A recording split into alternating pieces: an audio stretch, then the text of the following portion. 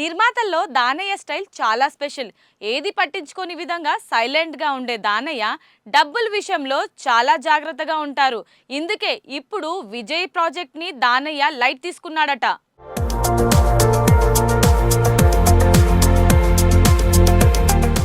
మన తెలుగు నిర్మాతలు కోలీవుడ్లో పాగా వేయడం మెల్లగా పెరుగుతోంది. Mythri movie makers, people's media factory, Sithara entertainments, Asian తదితర బ్యానర్లు ఇప్పటికే మీడియం, పెద్ద బడ్జెట్ సినిమాలతో జెండాలు పాతడం గత ఏడాది నుంచి వేగం పుంజుకుంది.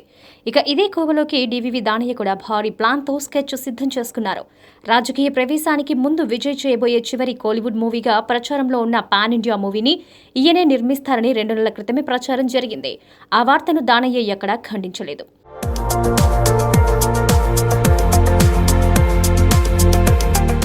దీంతో సహజంగానే ఈ ప్రాజెక్టు ఆన్లో ఉందని అనుకున్నారు. తాజాగా వినిపిస్తున్న చెన్నై టాక్ ప్రకారం దానయ్య దీన్ని వదులుకోబోతున్నారట. విజయ్ భారీ రెమ్యునరేషన్ డిమాండ్ చేయడంతో పాటు తాను చెప్పిన దర్శకుడు కథతోనే తీయాలని కండిషన్ పెట్టడం వల్ల ఇది వర్కౌట్ కాదని గ్రహించి సైలెంట్గా తప్పుకునే ప్లాన్లో ఉన్నారని వినికిడి. అధికారికంగా దీనికి సంబంధించి ఎలాంటి ధృవీకరణ లేకపోయినప్పటికీ అంతర్గతంగా ఇండస్ట్రీ వర్గాల్లో జరుగుతున్న చర్చ ప్రకారం చూస్తే నిప్పు లేనిదే ఉత్తుత్తినే పొగ రాదుగా. సో తెర వెనుక ఏదో జరిగే ఉండొచ్చు. పొలిటికల్ స్టాండ్ విషయంలో బలంగా ఉన్న విజయ్ తన ఆఖరి మూవీని కూడా దానికి అనుగుణంగానే ప్లాన్ చేసుకుంటున్నారు. దర్శకుడు వినోద్ చెప్పిన స్టోరీ బాగా నచ్చిందట. ప్రస్తుతం వెంకట్ ప్రభుతో చేస్తున్నది greatest of all time. Shooting వేగంగా జరుగుతోంది. ఇంకో 2 నెలల్లో గుమ్మడికాయ కొట్టేసి తర్వాత రిలీజ్ డేట్ ప్రకటిస్తారు.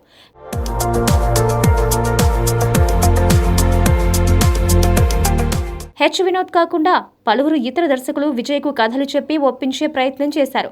కానీ ఏవి ఒక పట్టాన కొలికి రాలేదు. దానయ్య నిజంగా వదిలేసుకున్నారా లేక ఇదంతా గాసిపా అనేది కొంచెం వేచి చూస్తే తెలుస్తుంది. ఫ్యామిలీ స్టార్ రిజల్ట్ తేడా కొట్టేసింది. మృణాల్ సక్సెస్ జర్నీకి బ్రేక్ పడింది. ఒక్కటే ఫ్లాప్ కాబట్టి నో ప్రాబ్లం. కానీ ఈ అమ్మడు ఒక్క విషయంలో మాత్రం మారి తీరాలట.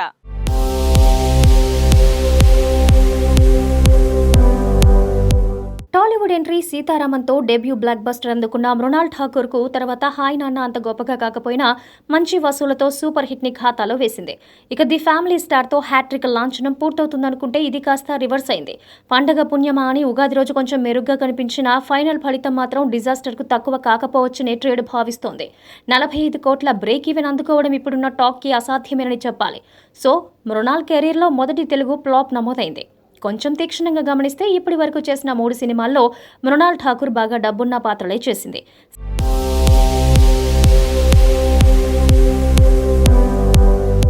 సీతారామంలో జమీందార్ వారసురాలిగా దర్పం చూపిస్తే హాయ్ నాన్నలో మధ్యతరగతి నానిని ఇష్టపడే రిచ్ క్లాస్ గర్ల్స్ గా మెప్పించింది. ది ఫ్యామిలీ స్టార్ లో ఏకంగా 1000 కోట్ల ఆస్తులున్న మిలియనీర్ గా దర్శనమిచ్చింది. పదే ఇలాంటి క్యారెక్టర్లే చేయటం వల్ల మాస్ కి దూరం అయ్యే రిస్కు లేకపోలేదు. ఉదాహరణకు రష్మిక మందన్న చలో భీష్మలో ఎంత క్లాస్ గా కనిపించినా పుష్పలో నా సామి అంటూ ఊరమ్మ సదరగొట్టాక అమాంతం ఫేమ్ పెరిగింది. తొలుత పూజా హెగ్డే సైతం మృణాల్ లాగే ఓన్లీ రిచ్ గా కనిపించి తర్వాత ఒకే టెంప్లెట్ లా అనిపించడంతో పాటు వరుస పరాజయాలు టాలీవుడ్ ని దూరం చేశాయి.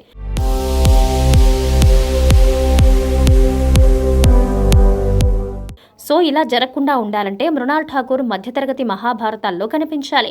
పక్కింటి అమ్మాయి వేషాలకు వచ్చేయాలి. అప్పుడే కనెక్టివిటీ ఇంకా పెరుగుతుంది. ప్రస్తుతం మృణాల్ కొత్తగా ఒప్పుకున్న తెలుగు కమిట్మెంట్లేవి లేవు. 1-2 చర్చల దశల్లో ఉన్నాయి కానీ ఇంకా ఫైనల్ కాలేదు.